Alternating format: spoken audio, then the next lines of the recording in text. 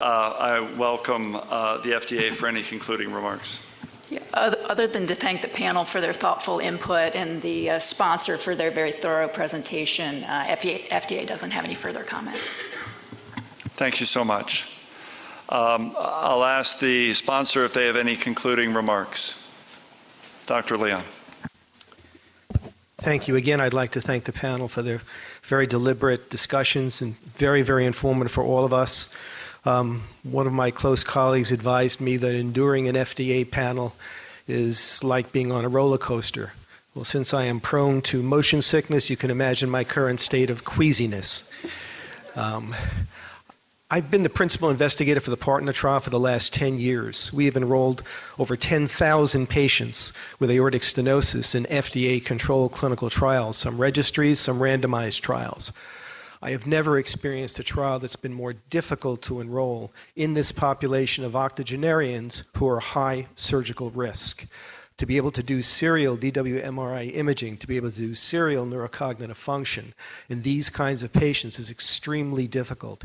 Therefore, I'm not really apologetic. In fact, I would defend the quality of the clinical trial design and the fact that only 5% dropout on clinical endpoints at 30 days I think is more than acceptable, and the 21% dropout in the neuroimaging study I also think was acceptable. In fact, this was better than most serial MRI imaging studies that have ever been reported in the literature.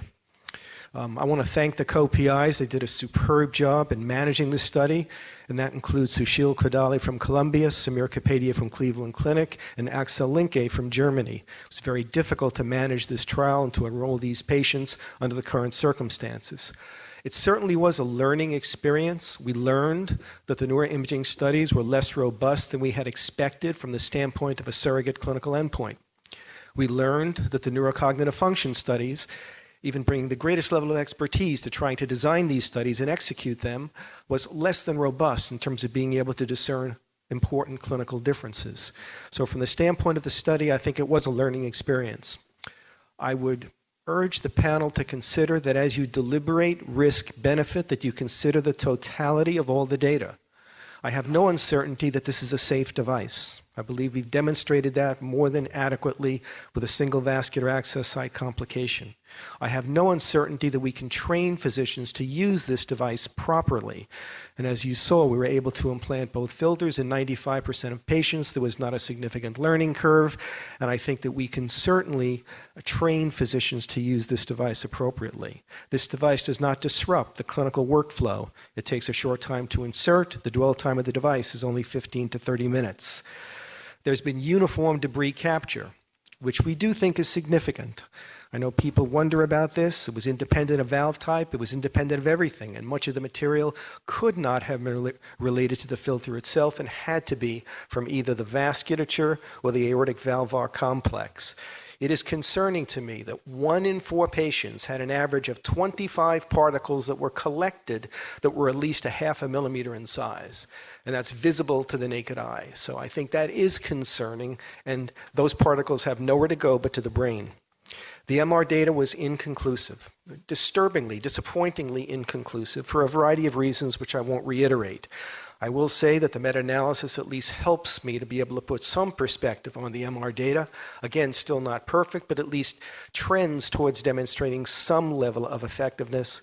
And I think the clinical data, although again imperfect because it was not powered to show clinical endpoints, was important to consider as part of the overall evidence. A 63% reduction in neurology-adjudicated strokes at 72 hours, I think is important. The fact that we were able to maintain much of that difference by 90 days is equally important.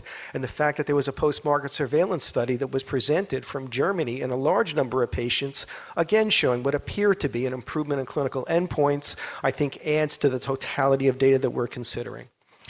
So my final comment is one of perspective. I've been an interventional cardiologist for many years. I care desperately about these patients. Strokes are devastating. They are random, they are unpredictable, and anything that we can provide as an alternative accessory device to reduce, not eliminate, but reduce ischemic brain injury and strokes is extremely meaningful. And therefore, looking at the totality of data, we would strongly urge the panel to consider from a risk-benefit standpoint that with a device that's safe, that the potential potential benefits outweigh the risks and that this device should be available to American interventional cardiologists. Thank you very much.